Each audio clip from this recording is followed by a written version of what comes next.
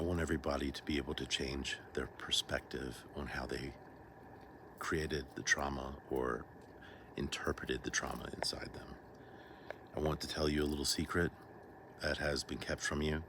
It will change your life forever, especially when you're ready to heal from childhood trauma, from people that either hurt you physically, mentally, or emotionally, or if they were too compassionate towards you, where you developed the trauma where you don't want to be cuddled and you want to break free. You must understand that we are programmed to have this instinct of wanting what we do not have. We see somebody else a certain way, we kind of want to be like the other person. We don't value what we have inside ourselves. And the same thing happens when we develop the perception of the trauma as children. We don't think about what we have, we think about what we do not. And it develops a trauma because we don't have it. If our parents are always gone from our lives, we develop a trauma, and it's abandonment. Abandonment trauma shows up in adult life in many different ways. Some key ways is that you have trouble opening up and loving another person because you have proven to yourself at a young age that you have to be self-sufficient and that it's a burden to be loved and needed by another individual.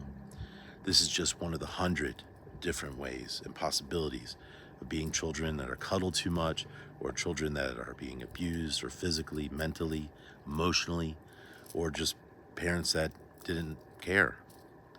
You know, I don't care, we're friends that didn't care or didn't want to use them.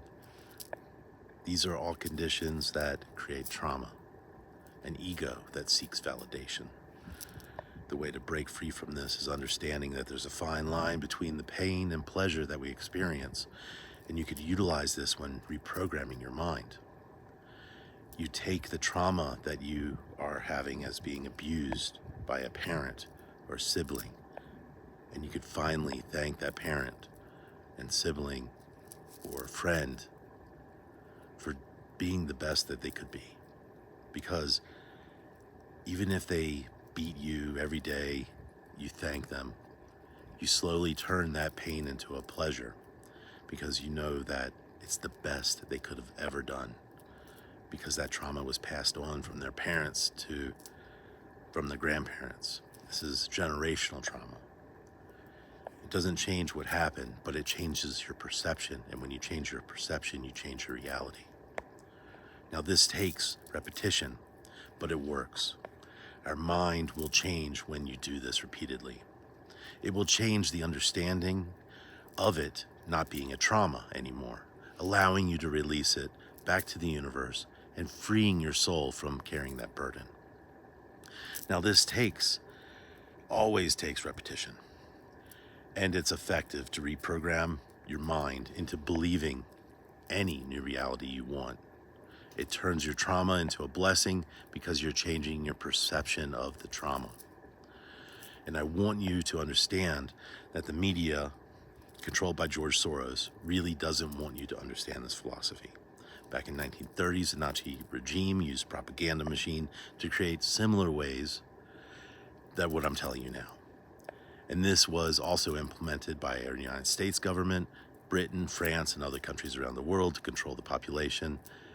The media they use to reprogram your mind through constant bombarding you with TV, radio, media in all forms.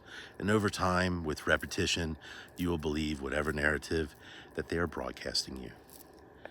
They can make a good person into an evil person. They can make a loser into a winner just by the repetition and constant reinforcement of an idea. It reprograms your mind, especially after you start repeating what they are broadcasting to you. The media will bombard you so much that you will start repeating it to others and think about it in your mind and when you sleep. And when you repeat it mentally, it will become stronger. This is also why we are our worst critics, because at first we are young and developing, we analyze everything, and we sense anger in people and others, fear starts to build. We fear disappointing others. We worry about how people's perspective on us, how they will think about us, you know. But once we lose that fear of caring about what others think, you will start to gain a whole new sense of strength and confidence over your life. When you lose the worry for seeking validation from others, you gain that strength, a very powerful strength that you will lose the ability to be manipulated by others, and especially the media. It will be more difficult because you have a self-worth and self-love. Now, I'll give you an example. George Soros's group will purposely target young students, high school, college students at a very influential age. This is easy to motivate also by using select professors.